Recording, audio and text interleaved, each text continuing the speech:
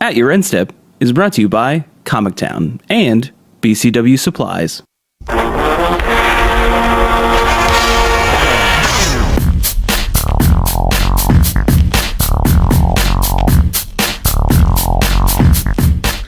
Hello, and welcome to At Your End Step. My name is Morgan, and I'm here with Dave. Hello. And Mike. Hello. We have another fun-filled episode for you folks this week. Some stuff to talk about, but we had like limited GPs over the weekend, so it's like not really our forte. So it might be a little bit of a lighter episode, but still, we'll still try to make it fun, have a good time. It'll be a good ride. At Your End Step on the lighter side. On the lighter side, digestible now, in smaller pieces, easier to chew. Activia. I don't know. We got that good bacteria. Wow, well, that's the new slogan. At Your End Step, we got that good bacteria. Fact. Not like the sick kind of bacteria, you know. The good stuff. The good stuff. Yeah, that makes the intestines like the sweet water slide. Yeah. Anyway, but not too much of a water slide. Like diarrhea, like smooth. Okay, so maybe like a lazy river. Is that better? Yeah, like the lazy river. I like that. That sounds better. The lazy river of podcast. Well, we already started off with a poop joke, so where can we only upwards we can go. I was going to say it's all downhill from here. Oh no! I hope much like the poop. But two poop jokes. Yeah, You're welcome. It does You're welcome. Roll downhill. That's what I get. All right. So not very many community topics to really talk about. Then we'll hop into the GPs. We do have the PTQ lists that were standard, which are on day 2 of Richmond, so we can actually look at those for a little bit just to get some standard insight. Obviously, we have the Pro Tour this week, so we want to talk a little bit about that. And kind of things that we're seeing on Magic Online, see what kind of things we might see at the Pro Tour to our best judgment, because we really don't necessarily know. We could be surprised. So let's go ahead and talk about Star City Games. So they announced their Season 2 events that are actually going to be happening. It's going to be 11 total opens, 1 Legacy Open, 2 Standard Opens, 2 Team Constructed, and then 6, count them, 6 modern modern tournaments. And this is plus regional modern championships, which will be happening as well. And this kind of speaks to a lot of different things. Modern has been one of the most popular formats on the tour, and to me it tells me that this is the most profitable format for Star City Games to be offering. So this is why we see so many actual modern tournaments showing up, which makes sense. So modern, the Star City's article already even said, hey, most people come to this, most people watch this, we're going to give you more of it. And it also works out pretty well that they sort of get to punish standard as well. Like we're looking at you, Wizards. We're not going to show standard. we didn't do this. You did this. Well, instead with only being on release weekends, we're going to get look-ins into the format. We'll get, we'll get standard classics, right? Yeah, they'll still have the standard classics so, with the modern. Still have opens. those, but it's sort of a jarring shift. Away from that format, and I think that's sort of interesting. That is, everyone talks about how maybe F&M attendance is decreasing and people are playing less standard, but when the most accessible tournament series says no, we're turning our back on standard too, that's got to be a wake up call for Wizards a little bit. Pay attention, this is bad, because that's really, say what you will, Star City is obviously independent, but WotC gets a lot of free eyeballs on their product from that, and if they're just playing modern or legacy instead of standard, well, that you're gonna feel a little bit. Yeah, we've come a long way since the days of every open being standard, or having standard on Saturday and then legacy opens on Sunday, where it was literally every week, and they were still. I don't think the numbers were as good as they are today, as far as if you look at just the standard opens, but still, I mean, seeing standard every week basically to now, where they have a more sporadic schedule. It's not every week. They have what I think on average two a month or something pretty like much, that. It was a little crazy, but I mean, I'm not going to complain. I'm more apt to travel for a modern open than for standard. Case in point, I plan on going to SCG Charlotte next month, and if that was standard, I definitely would not go. So there you go. Yeah, I think I would definitely would like hit me up 2 years ago, and I definitely would have been like, I would travel for standard just as often as I travel for modern. But now I think I'm in the same boat. Like if I'm going to spend the time to travel and go, I want to play a format that I find rewarding, and that isn't standard currently. Even with the bannings, like you could say, oh, we'll wait and see, and obviously with the Pro Tour this weekend, but it doesn't just work like that. Like yes, the banning is good, but they still gotta show me that I should invest in this format. Yeah, people are still, I think, just kind of in a state of shock. You know what I mean? Like it's going to take a little while for standard to recover. I'm in a state of magma spray. Yeah. Magma spray is that one's better. But I think the two series sort of complement themselves, right? So you have Wizards pushing GPs that help promote the current format through limited GPs as well as standard. So that's how they're promoting the set, and you have people that would rather watch, modern or something a little bit different, maybe legacy or maybe a team constructed event. That's why you have the Star City Games circuit, so you can still focus on those customers. And I think that they'll work very nicely in tandem. I still think that Wizards will do their best to put their new products in front of people, and with the incoming changes that they'll have to coverage, maybe they'll step up their game as well, and then we'll have pretty equal experiences across the two companies, which I think would be fairly ideal for the player and for the watcher, the viewer, the person that wants to sit down and actually sit and watch Magic over the weekend, which I think is a good idea. See, like what I would really do, because I like to do, is see where these opens are, and to see if they're picking places that have like cheaper access to conventions.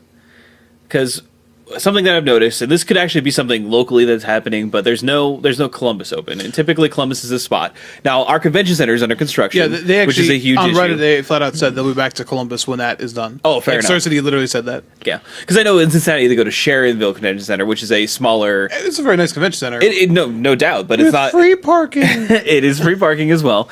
Thumbs up on that. Love Sharonville Convention Center. It is not Cincinnati, the center of Cincinnati or anything like that. But that was sort of thing that was my thought process. But if they've been on Reddit, been like, no, it's just a construction. Yeah, that makes perfect sense. It depends as well. on the cities. I will say, whenever there's a city that has a secondary option, like Cincinnati, for example, because Cincinnati obviously has a huge convention center downtown as well. Yeah. I don't blame them for ever taking the one that's outside of town. Especially if they have rooms that'll fit. Right. Well, and not just that, like it encourages the player base, I think, to come more. Honestly, like, hey, you don't have to pay for a downtown hotel. Oh, hey, you may not have to pay for parking. Oh, like I like that a lot more. The one in Louisville that we're going to go back to, like that convention center, like is so low key, free parking, like, and it was really nice and big. So like, I'm okay if that was actively their game plan. That totally fine with it. Yeah, I know they do that in Atlanta as well. They go to like I guess the one on the outskirts, not the one for the Invitational. It was downtown.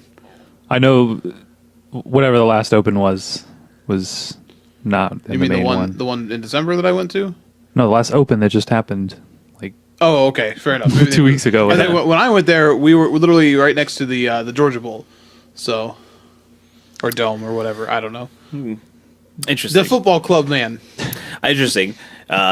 See, like Columbus is a really weird section because it's pretty much there's only the Columbus Convention Center as far as I know. We don't have what was the old one? Veterans Memorial was the other thing. Was that place. Remember the poop jokes we made at the beginning of the cast? That's what it smelled like. That is what Vets Memorial. It also had like really weird lighting. I remember going for the TCG player, the 50K when they had that there, and just being like, I can't see, and then like lights flickered, and I was like, is there like a storm outside? Like, oh no, I don't miss it. No, not at all. But it is interesting to see. Like, I wonder. Feature match players, please report to the shack. I mean, Columbus is obviously very popular, and like people come out to the Columbus events in droves. So I just wonder, like in the future, but in the future, like will that affect what happens? I guess it's hard to predict the future anyway. It's hard to predict, but I would like to see them come back. I'd love to see them come back for Origins because that was awesome when they were coming and coinciding with that. So I would say that for Columbus specifically, we have to wait a year, which is frustrating because it feels like this. This is a personal gripe, but our convention center has been like under this like construction for so long now. It feels like we're losing a ton. We lost a GP, so well, that's true too. To be fair, though, like the parts that are finished are pretty nice. Yeah, I mean, I'll believe it. It's gonna take a while. I didn't think it looked bad before, though. Like, I understand what they're doing, and they expanded the parking, and I get it, but just like they're just trying to modernize it, and I can't blame them. Like, it didn't look bad, but you can definitely tell, like, going to like other places that we've seen that have had newer convention centers, like the Cleveland one that we went to. That's true. That right up there on the lake is actually insane. Where the GP is going to be now, actually. Yeah. So comparatively speaking, then yes, Columbus might be in need, especially if you're the only place that's going to be able to hold like conventions. Yeah. It's like, well, you're just going to have to upgrade. To be fair, we're still pretty fortunate, and we're still in a better position than a lot of people because we do have ones that are drivable. I mean, Cincinnati's 2 hours away. Close, yes. It's fine. Louisville's not that bad.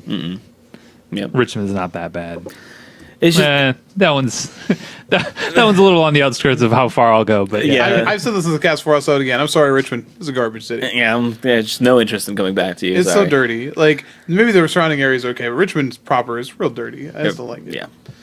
But sorry. Send your hate mail to morganmccarl@gmail.com. I don't own that Gmail address. It's going to go to some other Morgan McCarl. Well, definitely send it to that. I was just trying to guess. Please don't harass whoever owns that. It's not me. I heard you hate Richmond. That person's like, so what about it? Like, please leave the young woman that owns that email address alone.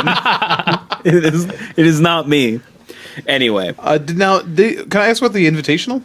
So the Invitational is the first week in December. They didn't specifically say the city. Is that because maybe I didn't? Because I know it's in the article. They're all happening in Roanoke. Is that because it's all in Roanoke? So yeah. they're still not, okay. Yeah. I mean, which is fine. I really hope that I know we're planning on going to the one. I'm kind of excited. They said they're partnering with this huge like group that like helps put on these like conventions and shows. Like, I hope it feels special because like if I have to go to Roanoke every single time I go to an Invitational, I really hope it feels. It better be worth it. Yeah. I don't blame you for that. So let's talk about the playmats, though. That show, if you will. That's really what you came for, and I don't think they're disappointed. I think like these are all pretty cool because they're all invocation arts, which is pretty special. And the standard one's going to be the Bantu, the glorified invocation art. The modern one is the Spell Pierce invocation art, which is pretty good. Yeah, I like that art a whole lot. Kefnet on it. Yeah, being a boss. Putting a line in the fire, I guess. It looks like a laser light show. Actually, it's just like the middle of a Pink Floyd show. Just playing some sandstorm in the background. And then the last one, which I think, it's the best one. It's in honesty, it's to make up for Gamble. It's so it definitely is. They're like, we're sorry, Gamble. That was our bad. It's awesome. When we go to play Team Constructed, Elliot totally gets Gamble. Oh yeah, he gets the Gamble art. So the Legacy one is the Dazed invocation art, which is definitely one of the amazing arts to come out of the Invocation series, in my opinion. It's one of my favorite, and to see that on a playmat, and knowing that like I'll never get it because I'm never going to play Legacy in anything.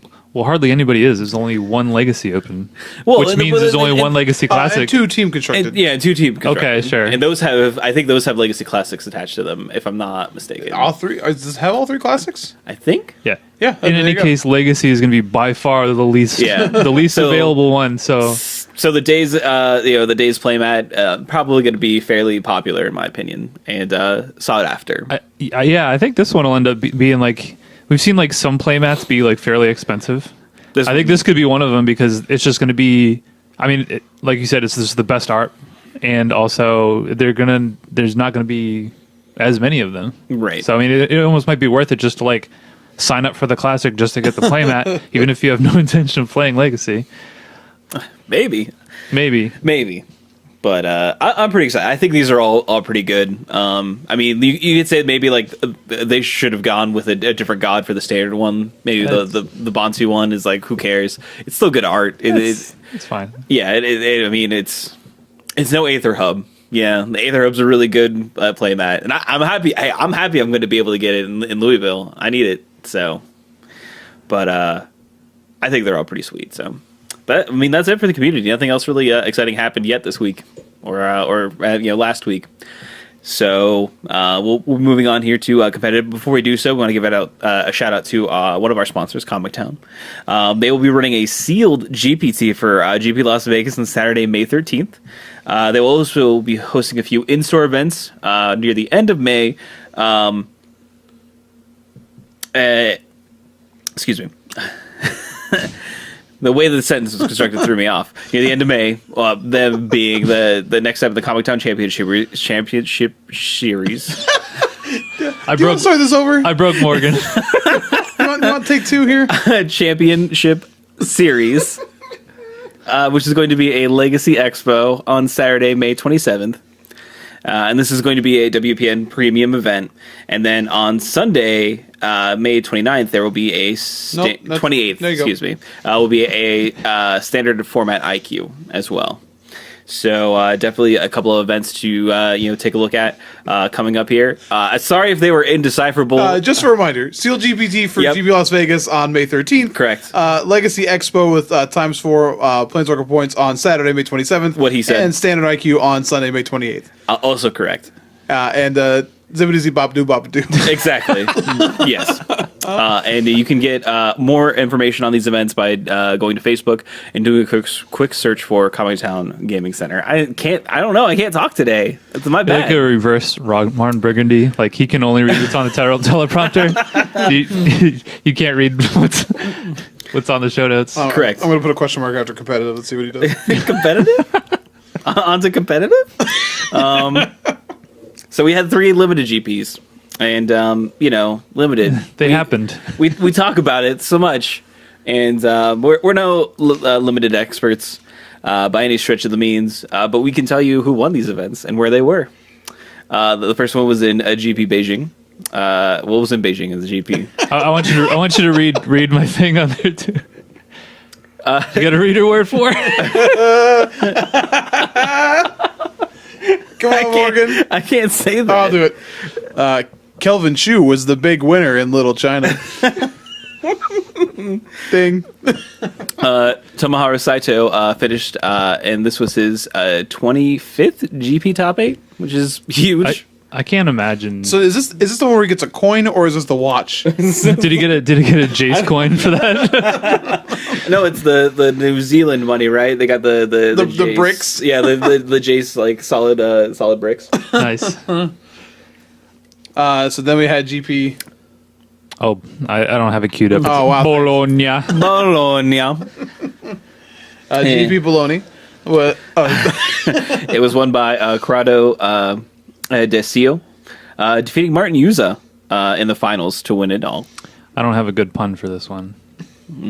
That's too bad. I mean, like something about Bologna. Yeah, chopping down on bologna and I don't know. Man, Yuza got his 25th top 8 too? Yes. Yeah, apparently. Yeah. Man, they're gonna have like a ceremony for this now. I know. They both got their 25th the same weekend. I've never even sniffed a GP top 8. I can't imagine having 25. I don't think I want to. That's a lot of Magic, and like people just played 16 rounds of Magic across 2 days. Like, ooh, this GP top 8 smells ripe. That's true, but we also have Javier Dominguez, Simon Nielsen, and Pascal Viren. Were some of the other notable names in the top 8 of Bologna. So congrats to all of those players and their performances, and congrats to both Tomoharu Saito and Martin Yuza for their GP top 8 25th anniversaries, I guess. I don't know. Milestones. Milestones. Congrats. Good on ya. So let's talk about GP Richmond. It was won by Michael Baranecki, I'm going to say. It's pretty good. And takes it down with Bantu and friends. That sounds like the old Garfield joke. Bantu and friends. Bantu and friends. Which is, congrats to Michael for that. But the real story to come out of this GP was BBD. He was 15-0 going into the top 8. And no one has ever gone the full win, the distance, if you will. the XO to win the limited GP. Yeah, they were talking pretty openly about it being just a straight curse now. Yeah, I don't think about any GP. Any GP. Yeah, I mean we've had a couple of 15-0s I think in the last year. I want to say this is like the third one, something like that. I thought it was interesting that who is the man? I can't remember his name now, but there was a big deal like a year ago where like Efro wrote an article about I don't remember the guy's name, not scooping and whatever. It was a whole thing. Yeah, it was a whole thing. I just thought it was interesting that there was no word of that when BBD does it. A name player, but that's definitely true. He's not scooping people in. That's weird. Yeah, interesting. But he was defeated, unfortunately, by Martin Dang in the quarterfinals. But looking at what he had drafted, based on our opinions, it didn't look very good. His deck was pretty average. Yeah. Yeah, and I didn't watch much of this GP, but I did watch that match, and that game 3 was one that like I think like BBD is gonna go back and watch it again and be like, man, if I just like, there was like one crucial block where he was trying to play around. Was the +3/+1 brute strength? Yeah, brute strength. He's trying to play around brute strength because he knew that Martin Dang had two. He knew he had 2 in his deck. He didn't know necessarily that he had it in his hand. Sure. So he's trying to play around that, and then he ended up drawing a couple of bricks, and then ended up losing this game that was like looked like he was a lock to win. But that was like one of those games where like you can second guess yourself, forever. Like, and when you don't have the perfect information, you just got to play the percentages. But yeah, it was unfortunate for BBD. But like you said, his deck didn't seem that great. I don't know if he would have ended up going on to win anyway. But that was definitely like a good game to watch, though. It was like an exciting back and forth game for sure. Some other notable names in the top 8 are Tiago Separito, Eli Cassis, and Brad Carpenter, a member of Metagame Gurus, showing up. Notable nemesis of Dave. No, apparently nemesis of Dave. Apparently, this is true. But you know what? It's cool to kind of see like these teams that kind of started on the Star City Games circuit really try to put their effort towards. Yeah, to their credit, like really like made a name in these GPs just like the beginning. So you had Ben Friedman who had the top 8 right off the bat, and you've had this now, and then you had Ben Friedman. I think he lost in the last round of this tournament too to almost top 8 again. So. Yeah, so it's kind of awesome to see like these teams make their way over to the GP circuit, really make a push, and try to compete with some of the super teams that got formed when the whole team thing was announced in general. Yeah, I mean, I don't think it's like that far fetched or anything like that. I mean, these guys obviously put in a lot of work and a lot of time into testing and things like that. So I mean, yeah, I mean it's not that surprising to me. I mean, if you put in the work, you're going to get the results for the most part.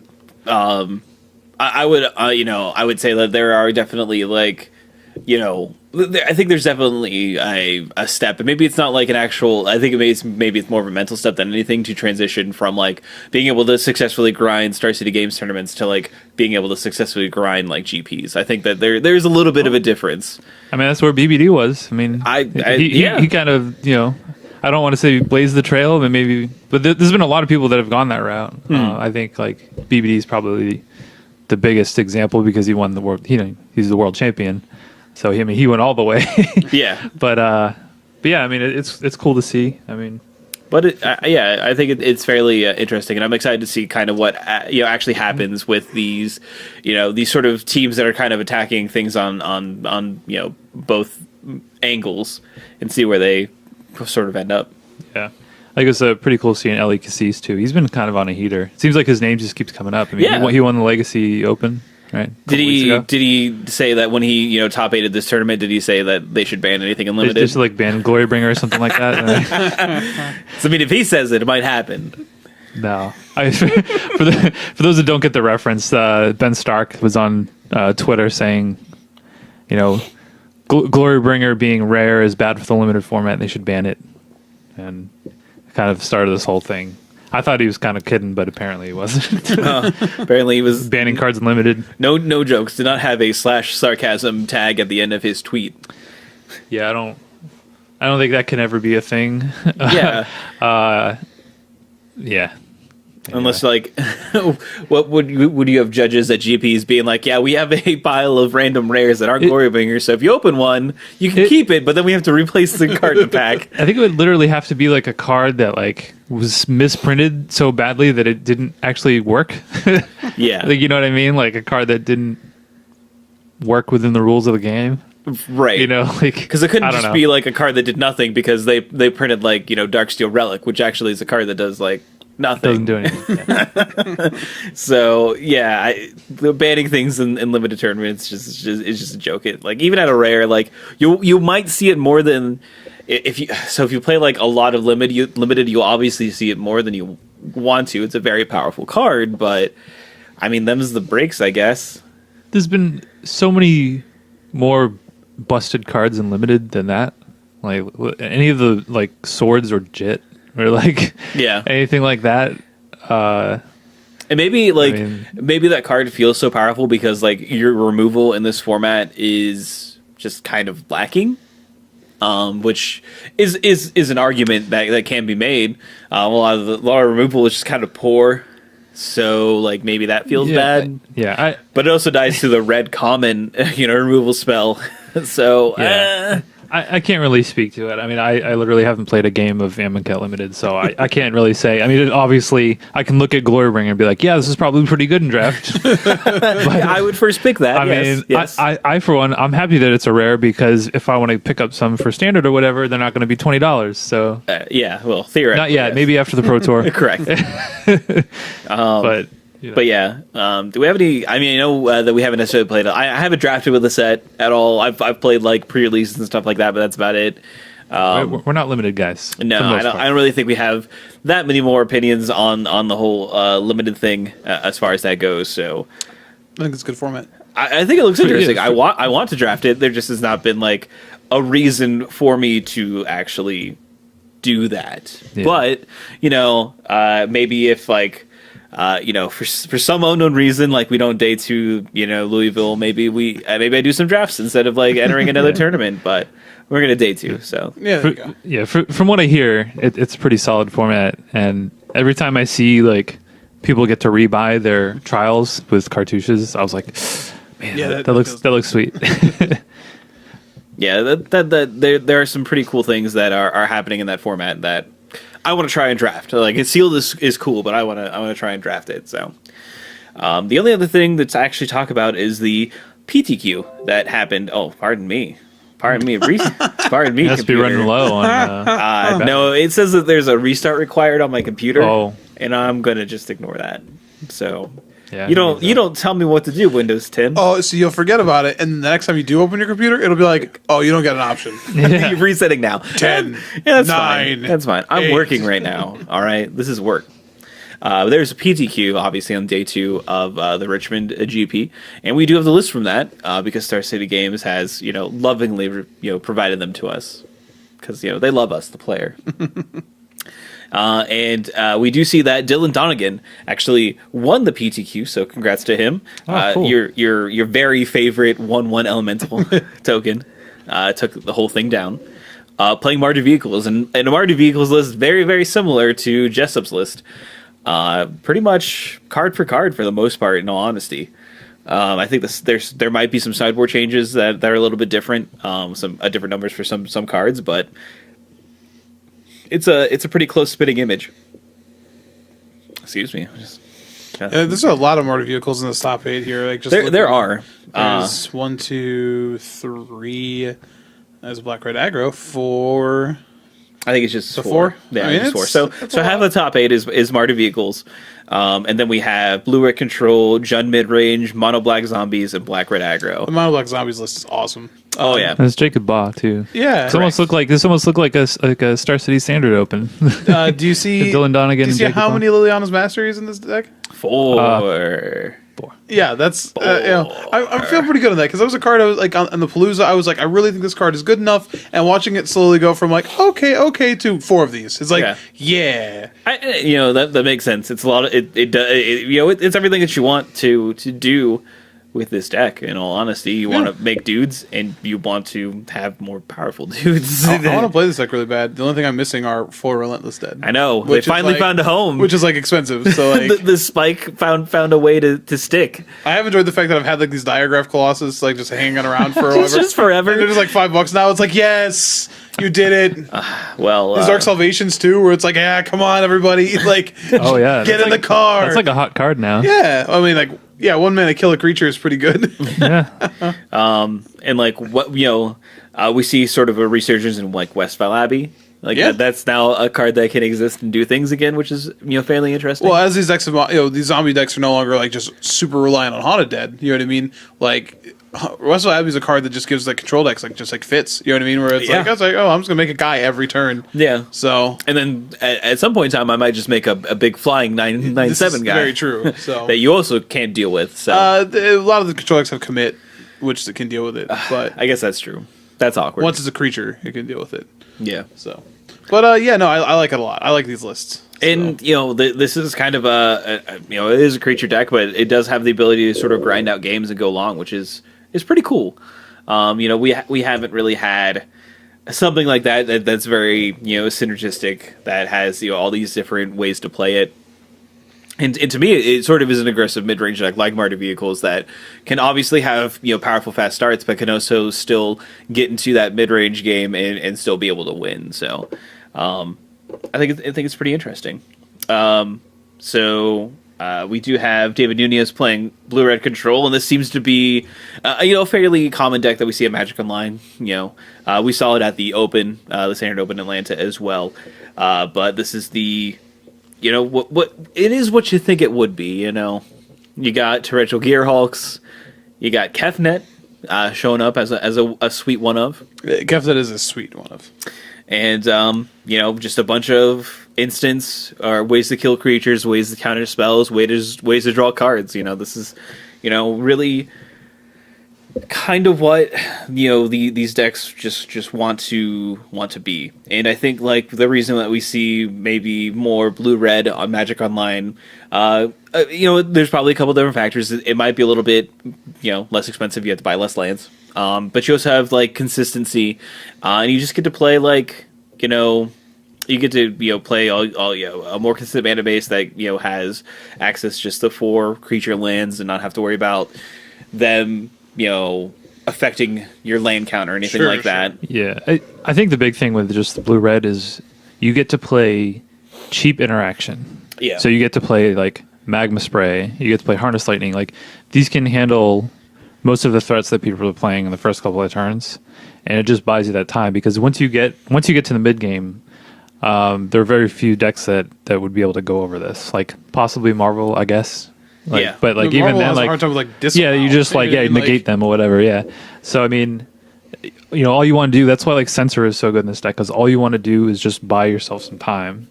I do like that he's playing off-color cycling duels. Yeah. Just like he's playing like pools and Canyon Slow. Yeah, he's playing 27 lands, which I effectively played 27 lands when I played the Temur Tower deck. I played 23 lands and 4 attunes, which but yeah, like the cycling lands like make it not feel bad. Yeah. When you're playing 27 lands, you're like, oh, okay, well, I'll just if I draw this early and I need to land drops, it's fine. And if you draw late, you cycle. Yeah, it's great.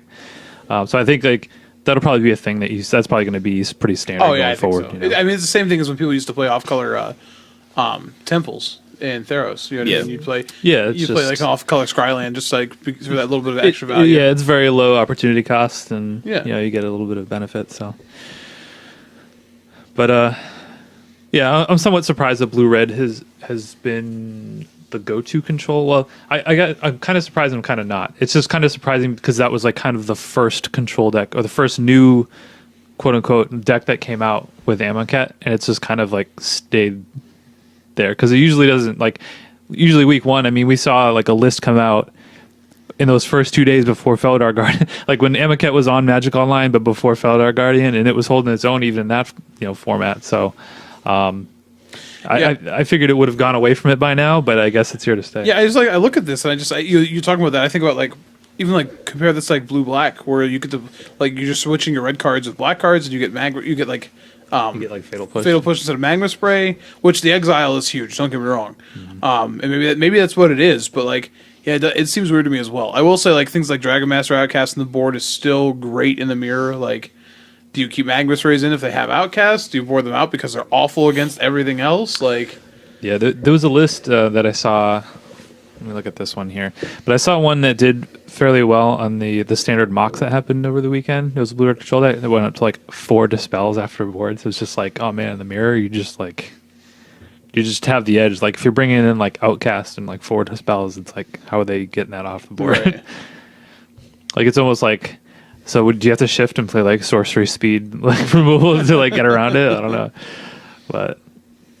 I think most any control deck that you are wanting to play, for the most part, probably just wants to be blue-red base. So either straight blue-red or Jeskai, just because you get access to Fumarole, you get access to a manland, or like you could do like Sultai. Sultai is another one that you could switch to because of the manlands. But again, then at that point in time, most of the Sultai lists that I've seen are more Delirium based. Right. I'm totally fine with blue red being a sweet deck because I've been known to play some. Yeah. I've been known to play some Spire Buff Canals. Yeah. Some Steam Vents. You Scalding Tarns in my day. Most certainly have. So, the 2 more interesting lists that kind of showed up here. One of them is a Jund mid-range list, and this sort of looks like the Winding Constrictor sort of energy aggressive decks that we saw pre As I say, is this that interesting? I think this deck just existed before. I guess it did, but it's interesting because you didn't see it. This is the Martin like use a deck, right? A little bit, yeah. Like this is honestly, you just have access on License Disintegration. Yeah, that's what the red is for. So, which is a pretty good splash. Yeah, it certainly is. I like the Heroic Intervention of the board. It's kind of hot. Yeah.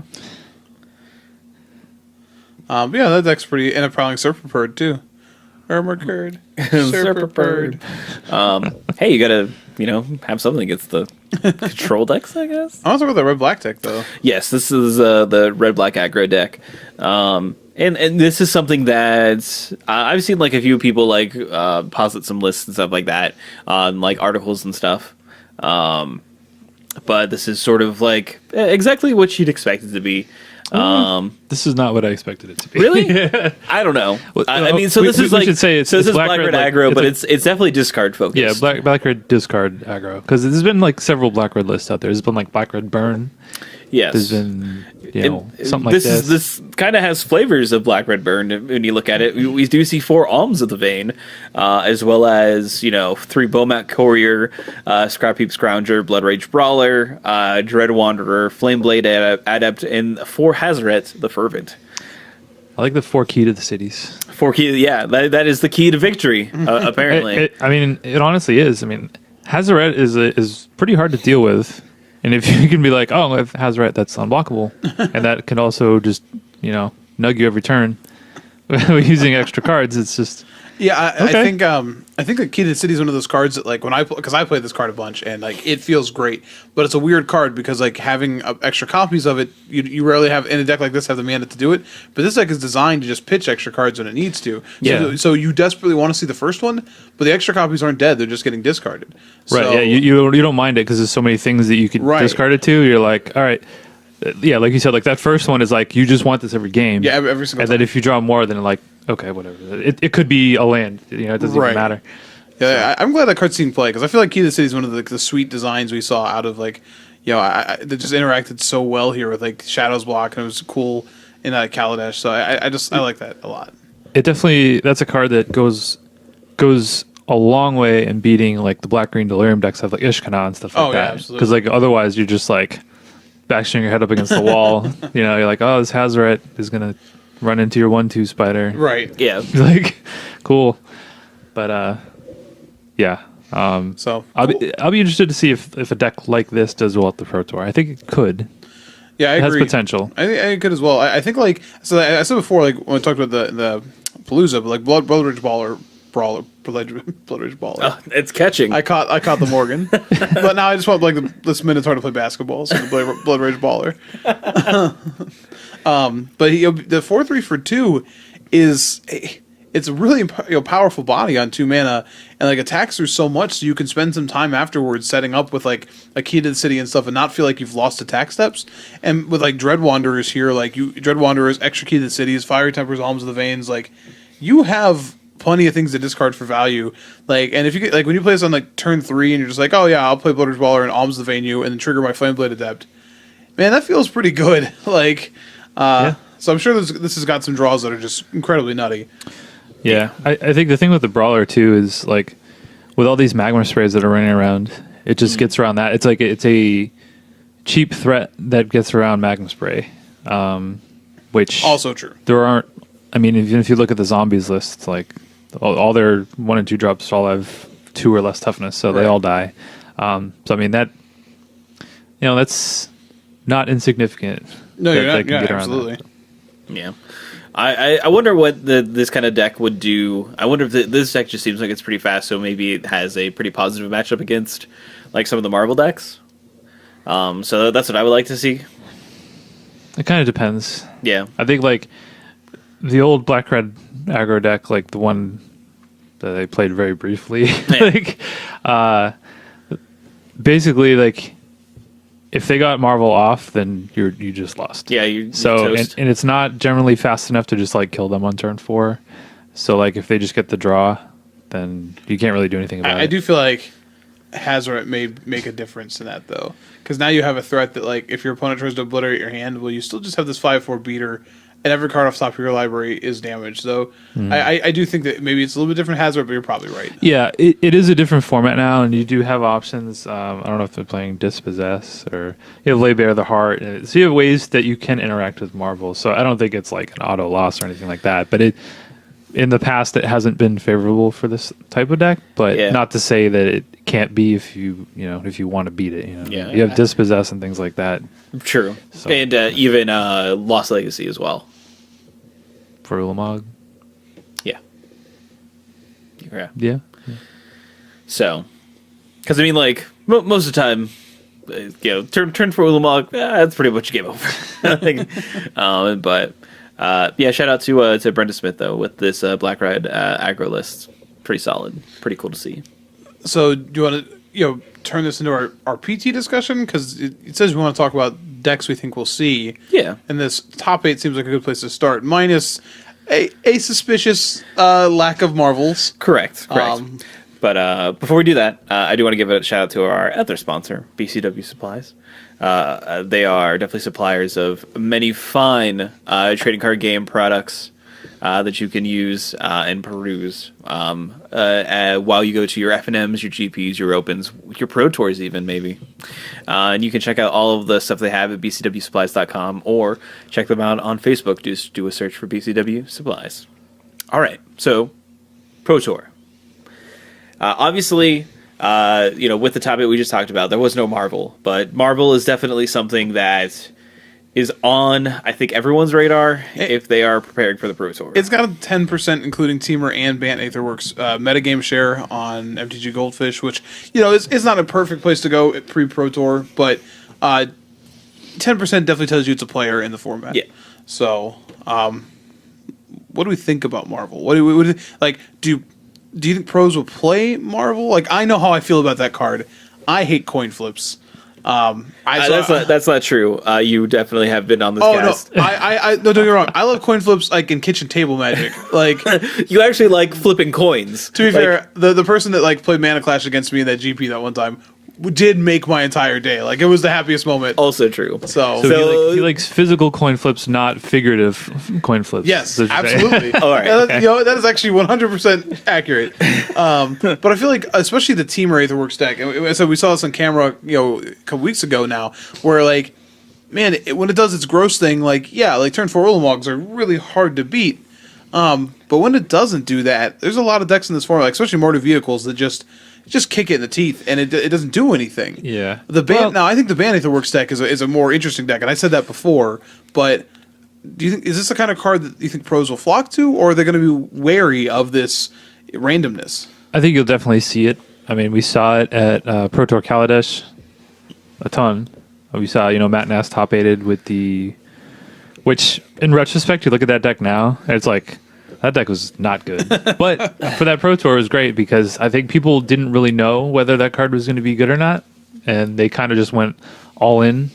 Like, we're just going to go hardcore. Like, the whole only thing this deck is doing is casting Aether Wars. There's no plan B. Like the Tigum scheming variant, right? Yeah, there's no plan B. This is it. I think that version is a thing of the past, but I think it proved that this card is like powerful enough and it's doing good enough things that it's worth taking that chance. Yeah, that makes sense. And like, I don't think the deck is like doing nothing if you're not hitting your turn 4 Ulamogs. I mean, you definitely have some things. You have some Planeswalkers. You have some kind of crappy mid range creatures, but it's not like just sitting there just dying. They said maybe Mardu Vehicles is bad as a bad matchup. I don't know, but I think you'll definitely see it. Yeah. I agree. You'll see it. I just wonder, yeah, will a Matt Nass break it again? Like, can it be broken again? I wouldn't say it was broken. It was broken before when you had Emrakul. You know what I mean? Like, because it totally warped the way that people played Magic against it. But now, like I said, Ulamog is such a weird threat. Like, it either just wins the game or you ignore it. And that's, especially with cast out in the format, it feels weird. So, his cast out's really good if there's an Ulamog on the table, but really bad if there's an Ulamog being cast. Yeah. I'd be cool with that card if it's involved in some kind of Paradox Engine combo deck or something.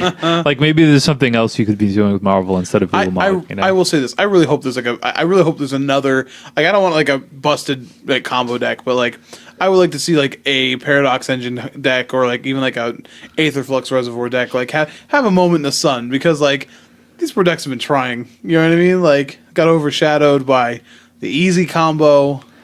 Yeah, I mean, time is now. Yeah, we haven't. I mean, Standard hasn't looked terrible since the banning. I mean, it's definitely opened up, and we do see some new decks. I mean, we talked about zombies and blue-red control and things like that. But we haven't seen anything really off the wall yet, and it makes sense because if there is something kind of crazy, the pros are going to keep it under wraps for the Pro Tour. So hopefully, there is something there because the Kaladesh as a block really had a lot of cards that were man, the right situation, this could be really cool or this could be really good, or there's a lot of cards that are almost there, and now we don't have Saheeli combo kind of holding them back, so maybe we'll see.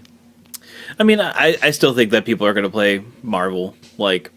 I don't know how prevalent it'll be. I do think that if you are playing Mardu Vehicles, they can have an anemic draw and maybe you might be advantaged then, but they can also just go over the top of you so easily if they have just turn for Ulamog. There's so many decks that just can't beat that. So it is a deck that is capable of just giving you free wins. So why wouldn't you just play it? And maybe you don't like because the ones where you don't have free wins are miserable. Those draws, there are draws of that deck that are laughably bad. You're not playing Magic. Every time you draw an actual Ulamog, you're ugh. Yeah, oh, look at these 2 Ulamogs I have in hand. Now I do have to say they are starting to build their decks in order to combat that. Yeah, they're playing Bounty of Luxa as well, as being a way to both power out their Ulamogs as well as draw cards. So the deck is transforming, is evolving in ways that make those times when you draw Ulamog maybe not so bad. So when you start to build those decks to have more consistency, then that's when it starts to get scary, and that's what is going to attract pros to actually being okay, I can feel comfortable playing this deck. But I do know that seeing a consistent rise in these Marvel decks being more prevalent is something that people are trying to do in response to Mardu Vehicles. Now you also have with Aetherworks decks becoming popular. The control decks start to become more appealing. That's true. They can combat Marvel. Counterspells are good against Marvel in general. Correct. Again, as we saw in that Kaladesh top 8 where Matt Nass ended up losing to, was it He didn't lose to. He lost to a control deck. I forget. Who Yeah, it was, but- yeah. It was probably one of the control decks that ended up in the finals, maybe. yeah. Yeah. So I do think that you will see a lot of control. I think people are going to try to get it out there and try to play it. Andrew Cuneo, don't let me down. I know that Cuneo. there's a blue-white Drakehaven deck. I know there is, and you'll do it. He'll probably just play blue-eyed and Shut maybe up. have Drakehaven in Shut the up. sideboard. Yeah. Shut up. Sideboard is good for that Shut card. up. I don't think you understand what shut up means. Okay? Let me have it. Please, buddy, pal, Jeskai control, guy I've never met. blue-red control. I definitely could see. I could also see some more offbeat, builds that people have been experimenting. Like I said, with the sort of more delirium-esque blue-based control decks, I could see that being a thing with Yeah, like silver Sultai, bullets and stuff like that. Like Sultai with Ishkanaz and stuff. Sultai Ishkana, like Manglehorn. Manglehorn is something that you can do against Marvel that can buy you a turn and just outright destroy it, which is fairly effective. I don't think like that'll be prevalent, but people could try to do that to beat what is showing up that beat what is out there. People will probably also we do see like a blip of people playing the 4-color non-guardian Saheeli deck, which is kind of hilarious. That you could just build this 4-color monstrosity and still be like, yeah, this is still an effective deck that can get wins. Because Glorybringer, really good Magic card, it turns out. Also good when you copy it with Saheeli. Very good, very very good. What do we think about like the black-green deck? So we have sort of a black-green Delirium deck, which is more of a slower mid-range list, and then we have Energy as being more aggressively slanted. What do you think about these lists? I guess like you could divide it into Delirium and then Snake decks. Yes, right? And then the pretty Snake much. decks can branch off into like Energy or like just like more +1 counters with like Nissas and stuff like that. Yeah, and to be honest, like for the most part, it's really just Energy because even the Energy decks play Snake because it interacts with Siphoner. So Yeah. I mean, I think those decks have more of a reason to exist now. I guess. I don't know. More of a reason to exist. No. I mean, I get it. like I without the totally get combo it. in the format, it's like they are definitely better in the format than they were. I just don't know if they're tier 1, but they're definitely solid. I mean, they play a lot of good cards, and they, with the right draw, I mean, they can just run you over. So, I think you'll see a fair amount of it. Ultimately, I don't think like it'll be the best performing deck or anything like that, but I think you'll see it show up in some numbers. I definitely think that the one if like blue-red, for example, is the go-to control deck that's playing 4 Magma Sprays. Constrictor seems pretty good because it itself being a 2/3 at 2 makes it hard for that deck to trade. They have to censor it. Yeah, but and like, then it makes everything else bigger as it comes down, which like they really it does sort of damage their lower interaction a little bit. yeah, and like Sweltering Suns feels really anemic. Yeah. I mean, you're right to a point, but like Magma Spray does have targets that it can hit. Oh, no, they it play certainly the does, but I'm Siphoner, saying they that's play definitely a point for Scrounger yeah, still. Scrap Hoop Scrounger, and Absolutely. like after game 1, you can trim down on those if you need Sure. to. But yeah, I mean, I think the Snake decks are solid. I don't think it'll win the Pro Tour, but He thinks they're solid Snake decks. yeah, they are. Oh man, They're not liquid. I'm worried they might be big boss snakes. I'm just saying. Yeah. I do hope that instead of just the snake decks, I do, and maybe there's not room for it in the format, especially with like vehicles and Marvel. But I do think that there is a more traditional mid-range deck lying either in Jund or Naya. I've seen a couple builds, a couple of Planeswalker heavy builds, but like essentially using the Server the Conduit and then Channeler Initiate plus Glorybringers and Planeswalkers, like just the old like form of like, hey, like how good is Chandra on turn 3? Let's find out. The 4-color Just Saheela deck told us it was jamming threats. And just then, jamming threats, like the old school style of mid-range decks that we've seen all the way back into the original Innistrad block, just going all the way through. I think Glorybringer is powerful enough. If you're going Naya, Angel of Sanctions is obviously very powerful. The Planeswalkers are powerful. Like Nahiri, I think Nahiri actually is and like gains a lot. From how the format's going, especially with people like playing Cast Out. It's like, okay, cool, I'm gonna play Money here and get my thing back. exactly. Plus, like the Naya version can play Cast Out too, which is a sweet Yeah. rule spell. So I don't know if this is the Pro Tour where you'll see it again. I don't know if that kind of deck can compete with Marvel at all, to be quite honest. Yeah, that would be the difficult thing. But I think that deck exists, and that's a deck that people like to play. Like Willy Idol Yeah. I'm going to keep calling out random people to make decks for me. Willie Idol, make this happen. Now, to be fair, there is 2 playable black-green decks that he could actually play, so he may not be tempted by Naya. Be tempted. Be tempted. Just do it. Just do it, Willie. Do it. I think Mono Black Zombies. I think switching gears. I think that deck is actually going to be a deck that shows up as well. I think it's really interesting when you have players like Sean McLaren, who's been testing out black and black-white zombies, and he's the kind of player who's pretty out. He's like, I test by myself and I play the decks that I'm throwing, and like that's a weird deck for him to play. When he says that, like, I think this deck is very good, I think you should take notice. He's definitely a player too. It's like, wait, this is a good blue-red control deck with a Sphinx's Revelation type card in it?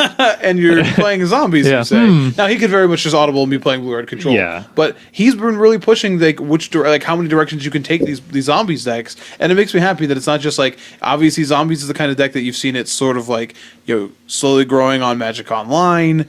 It takes a while to raise the deck. Yeah, no one ever realizes it's a problem until, like, 28 days later. But it takes roughly 28 days to figure out that there's a problem. But it is interesting just to sort of see that, like, even some pros who are looking at, like, a deck like that in a format where you could play, like, Gideon and Heart of Kirin, or Aetherworks Marvel Ulamog, or Torrential Gearhulk and spells. It's like, or I could just play zombies. Instant. And if, like, the zombies deck still sounds appealing, then that makes me have hope that the deck is still is powerful enough. Yeah. And I definitely believe that people will want to play it, especially if, like, I in the end I still classify that as a somewhat aggressive deck to some degree. And if you are in the Pro Tour and want to play a somewhat aggressive deck, then your choices are Mardu probably, and a more aggressive form of Mardu, which is probably not as good against a sort of a slower Jessup build of the actual Mardu list. Or you could potentially look at one of the zombie lists as being like, well, I want to play a creature focused deck that can have aggressive draws. I think it's hard to say that you actually have a aggressive deck in this format, to be honest. Like a truly, like, hyper aggressive deck. Like, we saw the black red aggro deck, and, like, Yeah. I mean that's the closest thing. But I'm unsure of how necessarily competitive that would be. You still have, like, kind of humans, though it hasn't done what you hoped it would do in the format. Humans it's just nowhere. Like that's my thing. Like, if it was something that could still compete and would tempt people to play it, it would show up on Magic Online in more of a consistency, or in actual paper tournaments instead of a consistency. But it's just like, it's not a percentage of the metagame in the top 12. I think humans Plus. is real close. I think it's missing, like, one more good one drop. Yeah. Like, after it lost Gideon and was it Anointer or whatever that thing was? Anointer of Champions. Yeah. I mean, those are pretty big losses for that deck, and it never really was that competitive after those rotated out. So I think we're missing, one more quality one drop. One more quality one drop. New Savannah Lion. Yeah, even just plain old Savannah Lion guy. Bring back one of those Dragon Hunter or whatever that thing was. Oh yeah. Yeah, be good against Glorybringer. Hey, it would. Oddly enough. He'd actually have a purpose. There's Wouldn't still he? dragons in this format to hunt, so. So I'll throw this out, not talking about specific decks, but do you think this Pro Tour will be dominated by Gideon? I think Gideon is kind of the consensus best singular card in the format. Do you think we're going to see that still dominate? I don't think dominate is the word. I think think Marty Vehicles / Gideon, whatever, will have a large presence, but it wouldn't be to me. So to me, is like dominating is like if we had the Pro Tour without a Fellow Dark Guardian banning, like that deck would dominate, in my opinion. Vehicles did dominate the last Pro Tour. Sure. We had 7 or 6 in the top 8 or something. Yeah, but I mean, are you talking about like how many are going to show up in top 8 versus how many? What's the metagame breakdown? Yeah, just overall. Then I don't think that it'll dominate. I think it'll be maybe the largest percentage, but I don't think that it'll be super far ahead of the next the next deck down. That would be my guess. I'm hopeful that it's not, but I don't know. I'm being very honest. I think you saw it's really good. You saw a number of teams last time just like decide that obviously vehicles is good against the Guardian decks, but like they just players that wouldn't normally play that deck play it, and they can still just play that deck. Like they legitimately can just pick up the same deck they played at the last PT. For some of these people not having played Standard even that often since then, and just be like, all right, this is still good enough. Oh, and I get to still play with the best cards.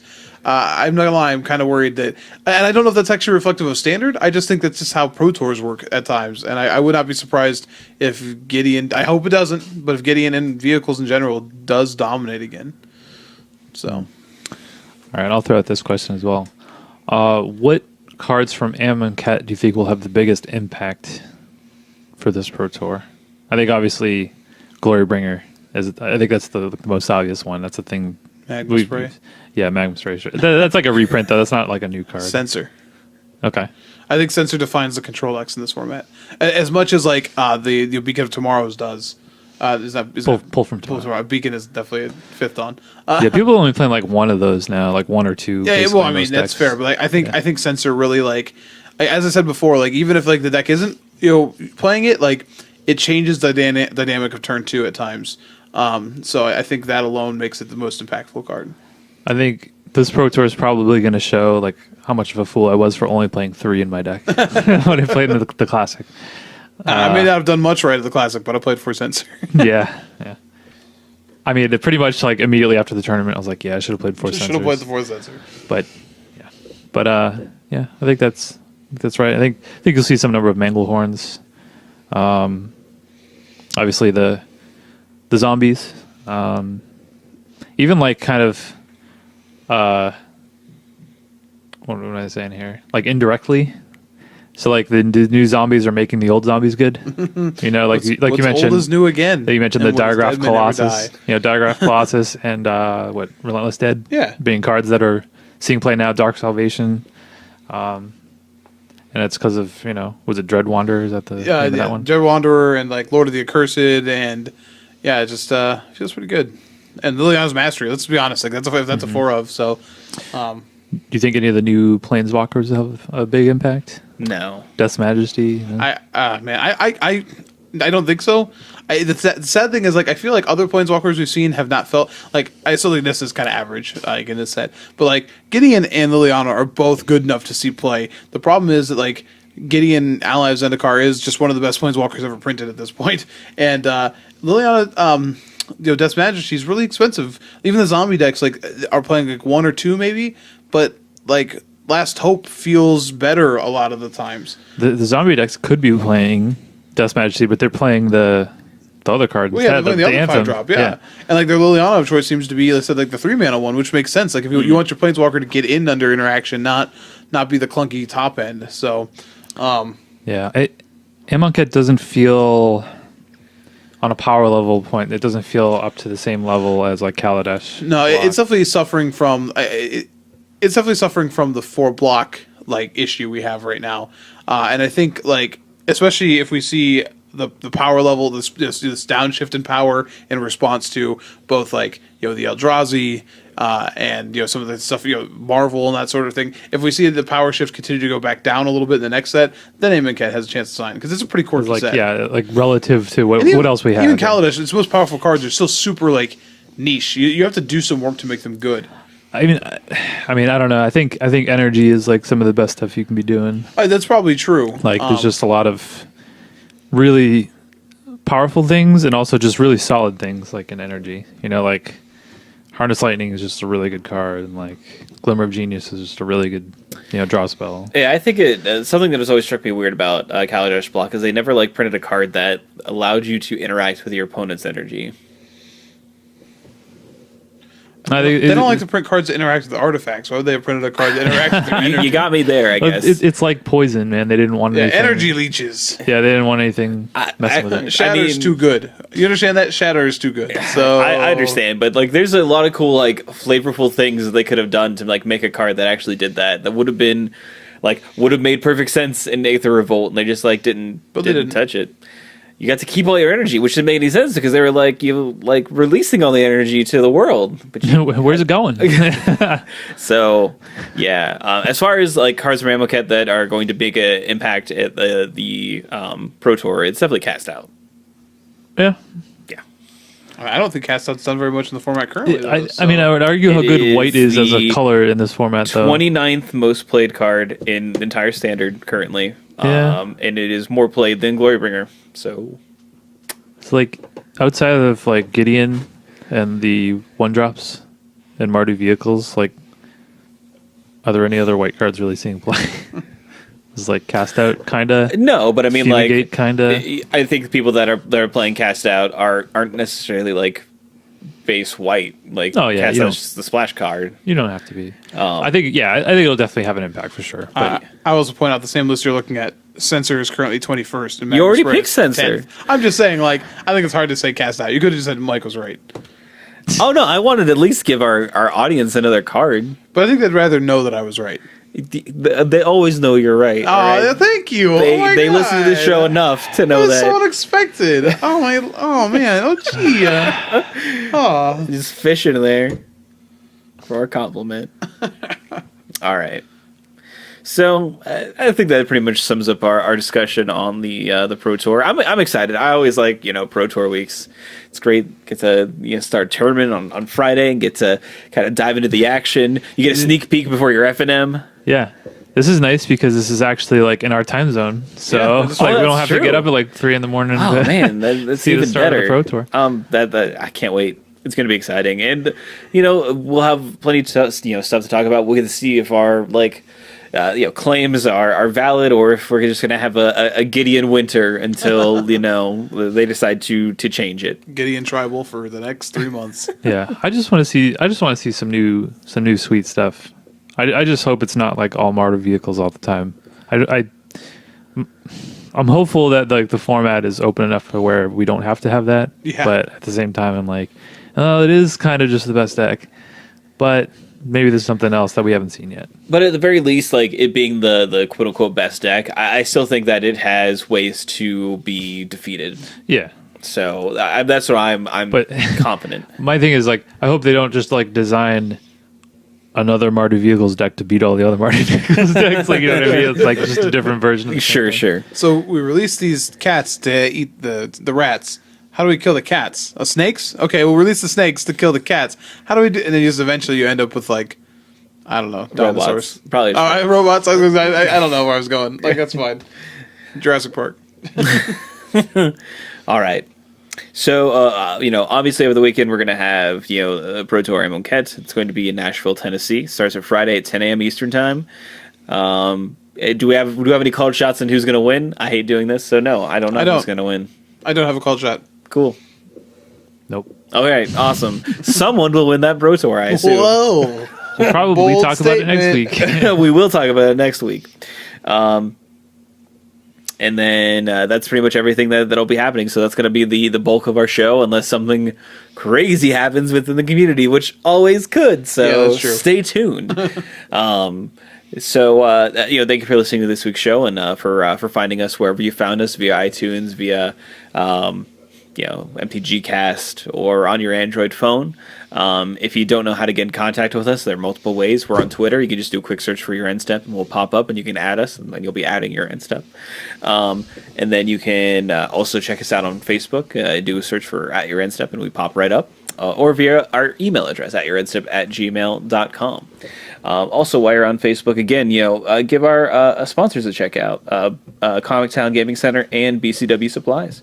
But that has really been everything for us this week. We hope we'll catch you next time. And during next week, you have a great one. Bye.